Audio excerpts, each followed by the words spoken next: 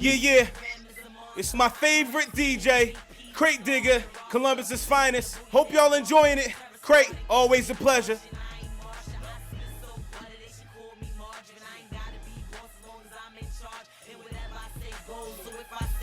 Don't ask why soon, it's because I say so. Been doing this too long, ain't nothing new to me. I run through your little gated community. You know how the girl be. I'm a showstopper. I give it to you early before the text pops up. Put your right hand up, put your left hand up. Put your right hand up, put your left hand up. Put your right hand up, put your left hand up. Put your right hand up, man. It's what. Good evening, good evening, good evening. Welcome everybody to Transition to Real HBCU. Let's give it up for DJ Craig Dicker, who has been spinning for us. He's still out there spinning. Craig, don't leave us. We're gonna know you're gonna be here with us throughout the night, so don't worry about that. We are super excited to be here. My name is Lawrence Lemon, and I'm with this awesome organization that is here, just completely excited to be here with you. And we have Transition as well as MBK and the CBUS HBCU ambassadors. And we are here to talk to you this evening about the Real HBCU. We're going to talk about that Real HBCU experience and some great information that they're going to share. And we're super excited. So while we have DJ Creighton, who is still spinning for us, while people are still logging in, we are super excited to have everybody that's joining us. We're going to start off, and I'm going to start off by bringing forward Miss Taylor James, who is currently at Hampton University, a graduate. Let's give it up. She just graduated this year. We're going to get to hear from her in a few minutes. And then we also have Miss Jana Foster Harris.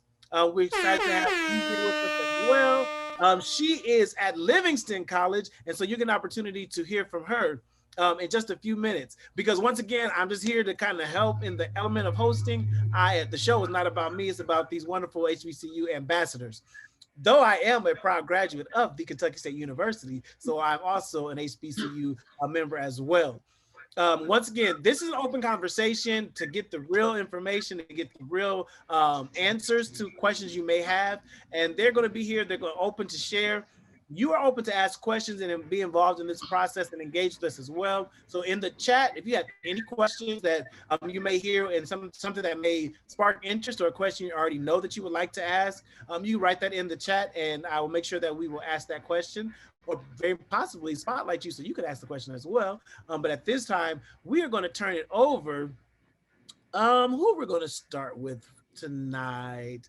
Let's begin with Miss Foster Harris. We're going to begin with Miss Foster Harris. We want you to just kind of let us know a little bit and share with us a little bit about your transition from a senior in high school, moving forward, how you decided to put a university that you decided to attend, and just kind of talk a little bit about that transition into actually attending an HBCU. And so at this time, I'm going to turn it over to you, Miss Foster Harris. Thank you. Okay. Hello, everyone. My name is Jana Foster Harris.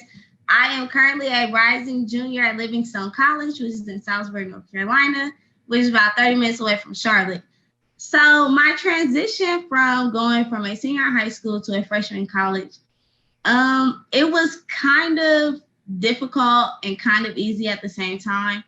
I would say the hard part would probably be knowing that you have classes on different days if you aren't used to it. So if you attend, I know Fort Hays High School, they do their classes like that. You have classes on Tuesdays and Thursdays and classes on Wednesdays and Fridays. So it kind of like, just changes. I would just say staying organized was one of my biggest problems at first because I had a lot going on. So I was on the dance team in the fall with the band. Then I was on a different dance team.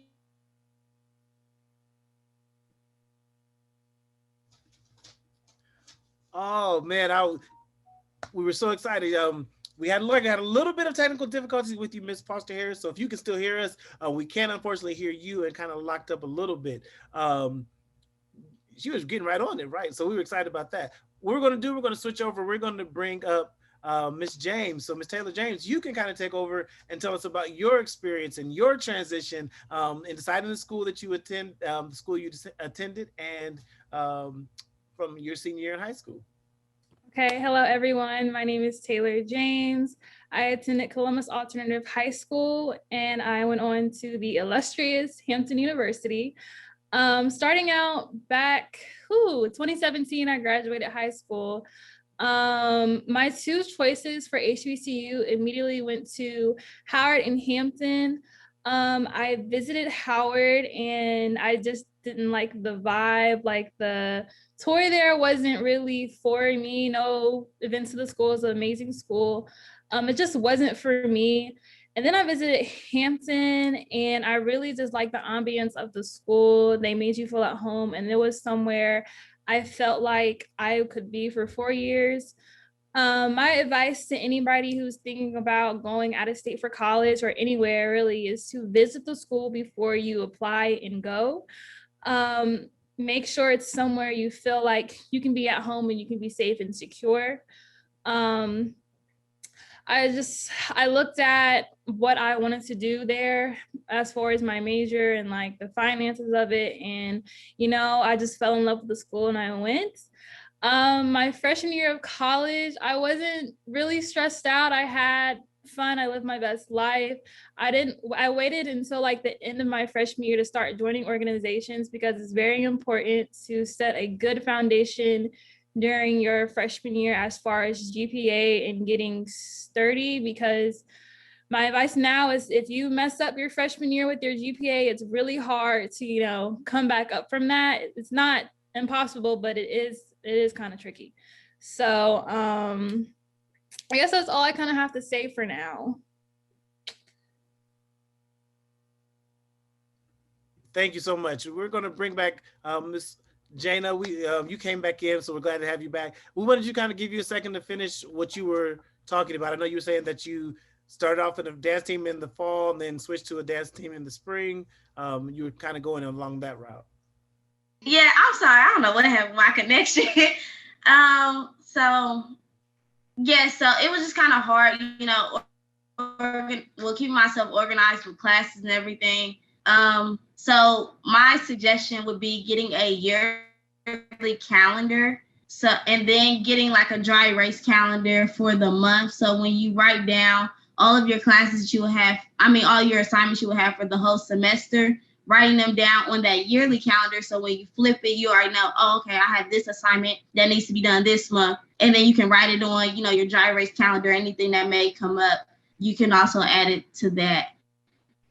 And like Ms. James was saying, once your GPA is kind of, it's hard year. So you want to go hard your freshman year. So yes, that is all.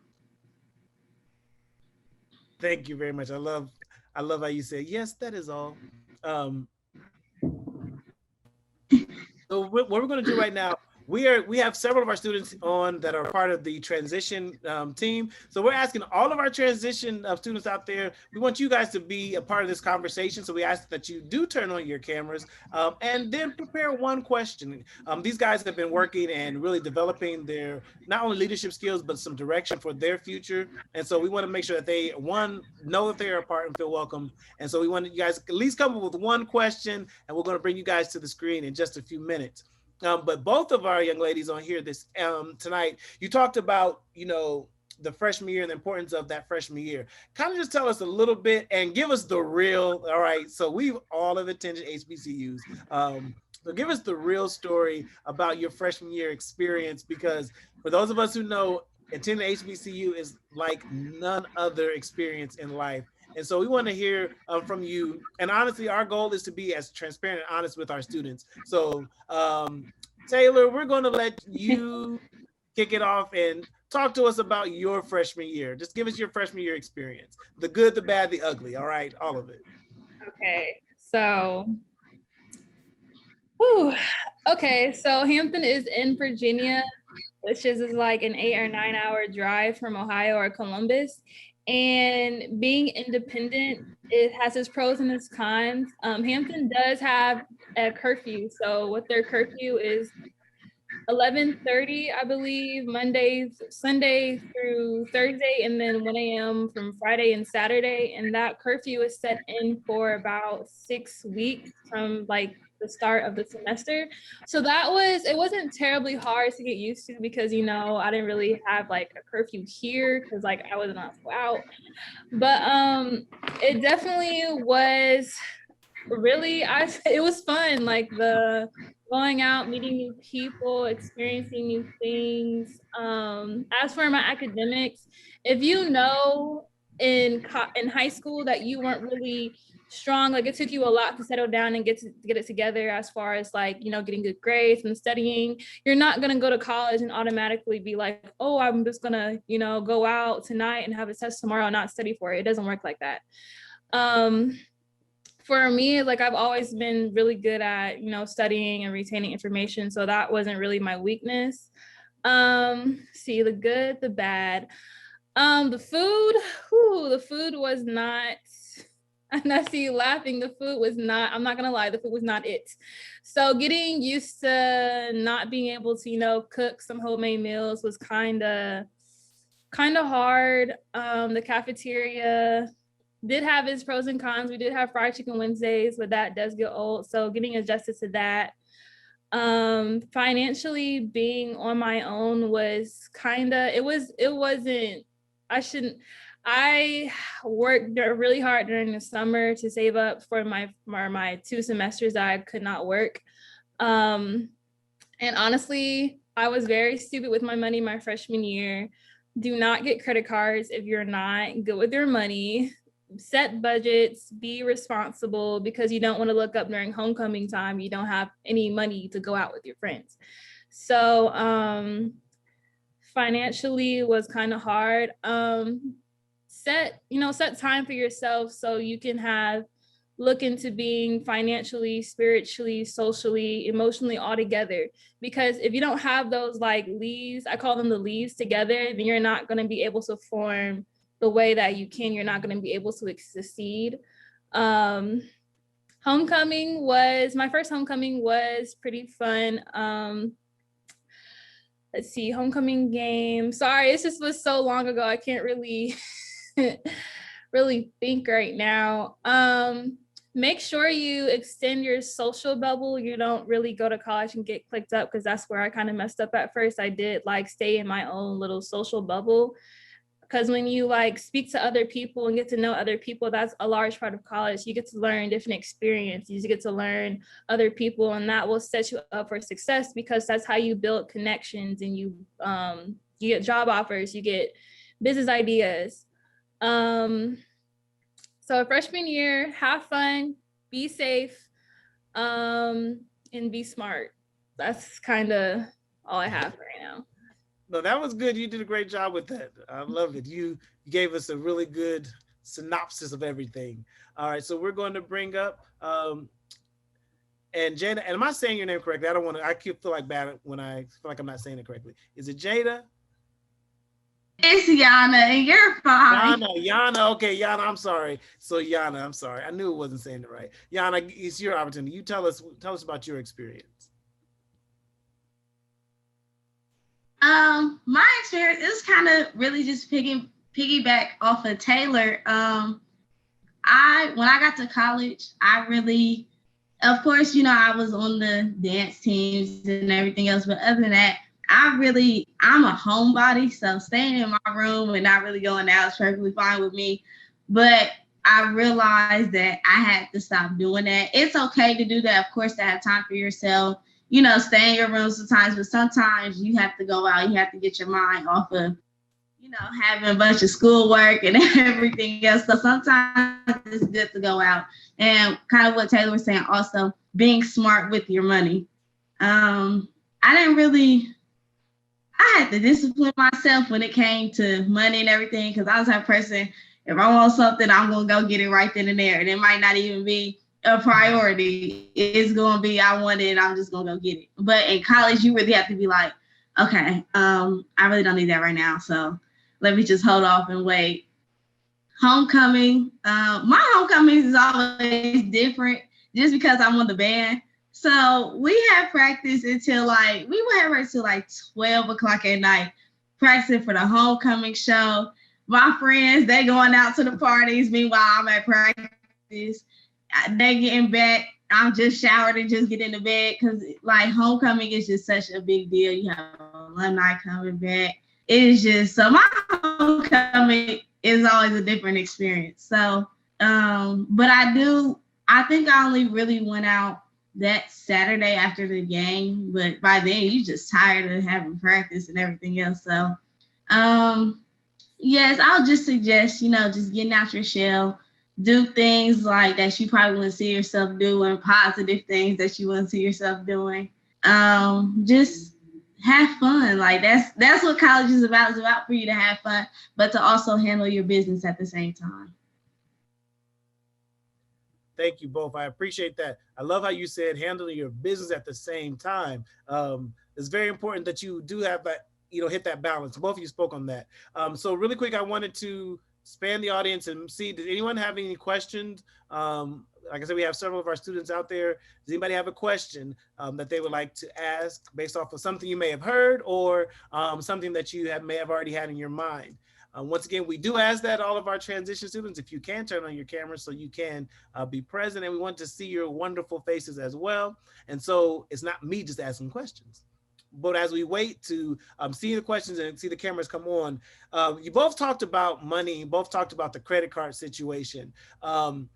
What were some of the things that you guys practiced or have put into practice that helped you throughout that time, balancing out your money and making sure that you were able to make the best of it and the most of it? And either one of you can go, whoever would like to go first. I'll go because money is my main thing. I love money. So I would suggest putting a certain percentage into savings. Save your money so your savings can save you. That's what I love. That I don't know where I heard that from, but if you don't need it, don't buy it, because you don't want to be calling home like, hi mom, can you send me some money for this, and it's like, I already gave you some money. You don't want to be in that situation. As for credit cards are really good, especially when you're 18, 19, of building your credit, because you don't want to graduate without any credit. But if your parents are really good at building credit and has a good credit, you can talk to them about being put on their credit line so you can have their credit essentially. And if you want your own credit card, set limits. You can set limits through the company that you're with. I know Capital One does that, but don't be out here, spending money. If you see something somebody else has, don't go out there and buy it just because you see somebody else having fun. You probably don't even need it. So and it's okay to mess up. It's okay to blow money, but you just got to learn from that situation. If that makes sense. That's all I have right now. Really just what Taylor was saying, just try and spend money on the things that you really need. I had dues and stuff I had to pay, paying for uniforms and things like that. So I knew I had to already have a certain amount of money. When I come home, I always work 2 jobs.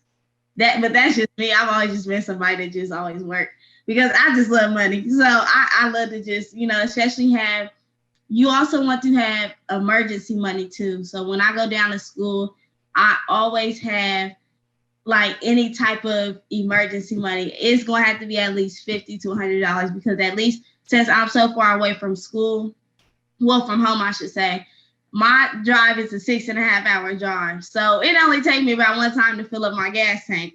So, and it takes me $30. So I know if I have to come home in an emergency, okay, I got $50 to $100. I can come home. I ain't got to worry about gas. So I always suggest having at least that emergency money. Like Taylor was saying, if you do get a credit card, try not to spend the whole amount because it's going to be hard to pay it back, especially if you miss the due date and they start adding fees on there. So I do suggest getting a credit card, but add things like go buy a pack of gum and then go pay it right back off because that's going to build your credit too. You don't have to go and spend $200 on your credit card. And then, you don't have to do that. You can just spend a little pack of gum, get your little 4 for $4, a little biggie bag, something like that, and then just pay it right back off. So it's just really about being smart with your money. So learning what $1 is worth. That's really what it is. Learning how much $1 is really worth. Nice. All right, awesome, guys. So along the lines of money, we do have another question that's come in as far as when you talk about money and paying for school. So can you talk a little bit about scholarships? I know Taylor, I think you mentioned earlier about making sure you have the best grades so you can get the most scholarships. Can you talk a little bit about that process as far as how you're able to pay for school, getting scholarships, and any other things that as far as financially being able to support yourself while attending school? And so okay, so with Hampton, I honestly believe that I bit off more than I could chew with their financial aid. I did get a little scholarship, but that wasn't enough. And then I didn't really want to take out loans, so I decided to go through ROTC, Army ROTC, and they paid for 2 years of my tuition.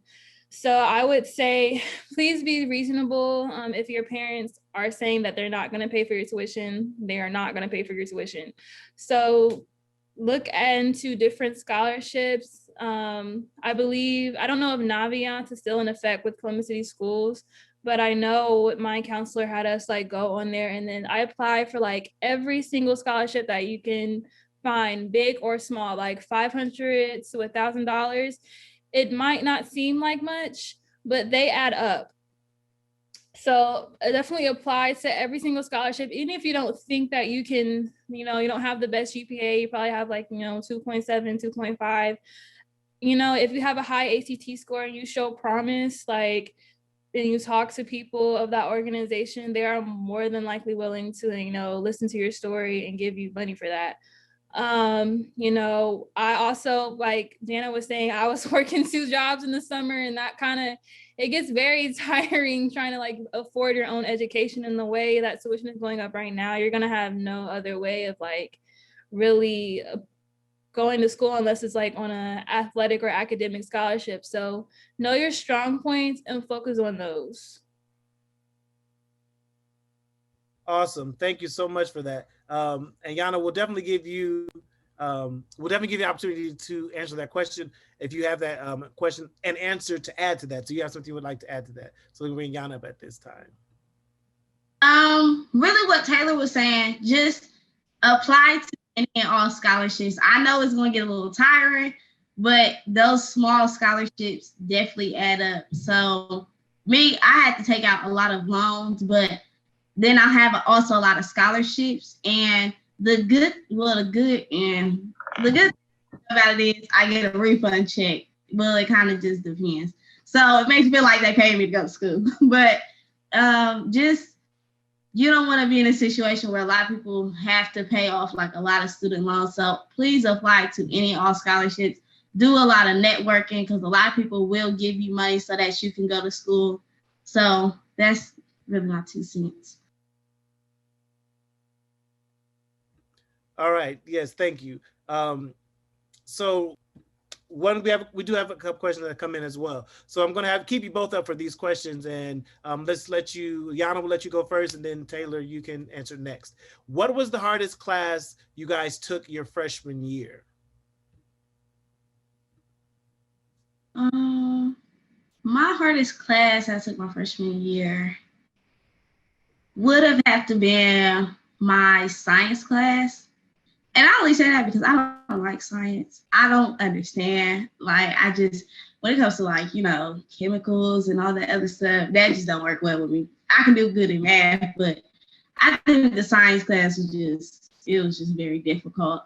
But the class itself, the material in the class was difficult, but the professor is always going to make sure that you understand. So going to things like office hours, staying after class, being the first person going to class, that plays a huge part in if the class is really going to be hard or if it's going to be easy. So I always went to their office hours. I was always the last person to leave class because I always had some type of question. So the material was difficult, but not really more so, the class really. All right, Taylor. It was math. Math. I dropped math like twice. I had to take it 3 times. I don't know why. I just could not focus. And with my school, it's like they structure it very weird. Like, it's not even like algebra, you have calculus. It was just a mixture of like math you had to take. So I dropped it, and going back, we did have free tutoring. There are people willing to help you with your math homework because everybody has to take the same math. So like they have the exact same problems. So it was in a lot of these like basic courses, they have like foreign professors, so you can't ever understand what they're saying. So I would really suggest going to tutoring, going to office hours. But like my freshman year, I wasn't doing that. So I just dropped the class because I didn't want to like get a C and mess up my GPA. So I just took it during the summer. And if you are in that situation where you can't really get any help, taking summer classes, it was easy for me because you can just do the work on your own time and get help. So. Awesome. Yeah. Once again, the Real HBCU. Thank you guys for keeping it real with us. So we do have a couple other questions. So the one question is, if you guys came from a school with a majority of the percentage of students being white, how was the change going to an HBCU? And how was your experience stepping onto campus? Well, COS was 50-50, Columbus Alternative. I don't know if anybody is familiar, but I did go to a lot of people I did go to school with did come from schools that were predominantly white, but that's just something you can also bond over too. Like, I know a lot of people have the same issues and make connections that way of going to from predominantly white to predominantly Black. They'll have like little rant sessions, and it's just something it's very easily to relate to. So I wouldn't really be worried about that. I came from Mifflin High School, so I don't really have anything to really say about that particular. But like Taylor said, there are some people that do come from predominantly white schools, and I can tell that they, from what we have talked about, when they might talk to me, vent to me, being a part of an HBCU is 4 years where you can be unapologetically Black. So coming, I guess, from that environment, I should say, into an HBCU, like, you just feel, from what they say, you just feel so different. Like, you can just, and it's just me talking too, like, going to HBCU, you just feel like, so, oh, this is my culture. Like, I could just let loose, just be free. So me personally, I don't really know how, it would feel, but I can only really imagine. Okay, so we do have another question. That was actually a good segue into this question. It says, have you ever met anyone that felt that an HBCU wasn't for them, or have any regrets about going to an HBCU? Every HBCU has a different vibe. They're all similar but different, and you just have to be really careful about which one you pick. That's why you should always do research before you go, so you won't feel that way. You always have like those regrets of like, oh, I should have done this different. And if you are in the situation that you are like kind of regretting that decision, you can always transfer it to another HBCU, or find a different, it's always the group of people you surround yourself with. So it's mostly that. And what activities you're involved in. So as for like any regrets, me personally, I feel like, I came in and I was just very not antisocial, but I was quiet. So most of the times it's what you're involved in and who you're around. What was the full question of that? I feel like I had something else today, but I forgot.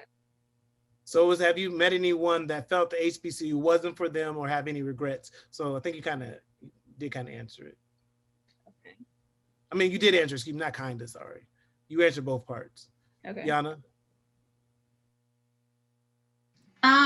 Me personally, I haven't really met anyone that has felt either way. Kind of like Taylor was saying, every HBCU is different. So my kind of like what she was saying, you have to research and know which HBCU you are going to and wanting to attend. Like stepping on campus is such a big part of it. When I stepped on campus at my HBCU, it literally felt like home, and I was 6.5 hours away. So it's all in just, which one you pick, if you like it, the vibe fits you, and yeah.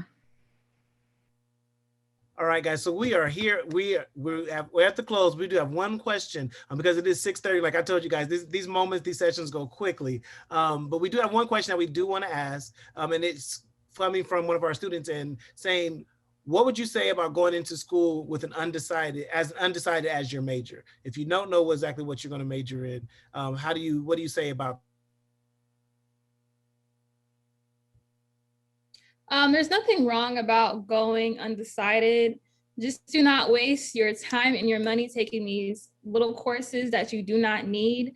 Get with somebody and make sure you network and you figure out what you want to do. Like, your hobby should become your passion. So if you like journaling, look into journalism or communications. If you like law, look into like criminal law, criminal justice.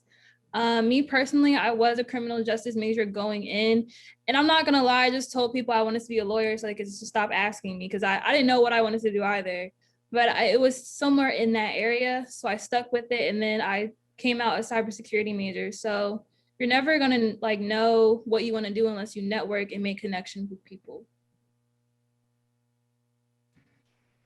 I would say going in undecided, you shouldn't feel any pressure, because college is really when you find yourself. Even though some people may come in knowing, oh, this is the plan, I want to do this, is the route I want to go.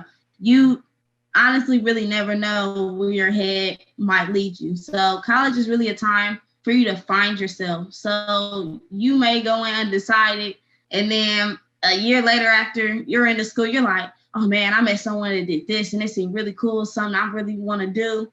So just go in, pace yourself. Don't be too hard on yourself, feeling like, oh, I have to go in with a major. You don't have to feel like that. You go in, you take, a few classes, get your networking together, and you'll soon figure out what your passion is going to be. Well, once again, guys, thank you so very much. You all did an amazing job at giving the real HBCU experience, and both of you having your diverse experiences. So thank you so much. We want to thank all of our transition students who are out there. We thank you guys for joining in, asking these amazing questions, getting the conversation going. As you know, this is something that is going to be continuing going on. So you meet back with us on next Wednesday at 6 o'clock, and we'll go over another session with our questions. Well, thank you again, Yana and Taylor. DJ Craig Digger, who is still out there with us, we thank you very much. We're going to thank you right now.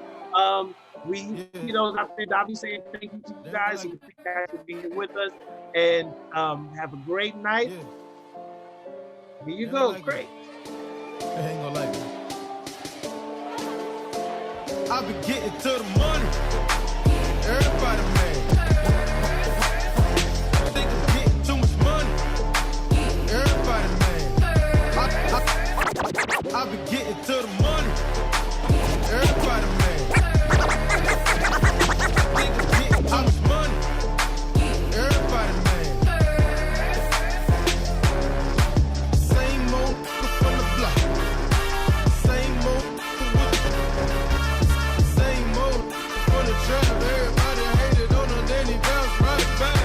I just spent a whole lot of time overseas. Never live my money, cause you know I won't cheese. I've been in my hometown playing with the kids when they fell on the boat. Yeah, fucking leave. Say my number, where you been at? I'm just passing the breeze. I've been running up a check, that's why these on me.